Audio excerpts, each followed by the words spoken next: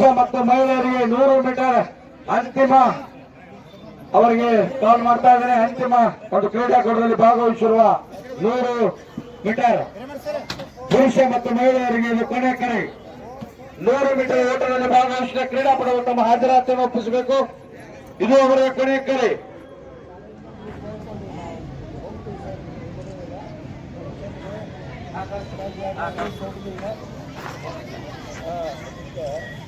ನೂರು ಮೀಟರ್ ಓಡುವಲ್ಲಿ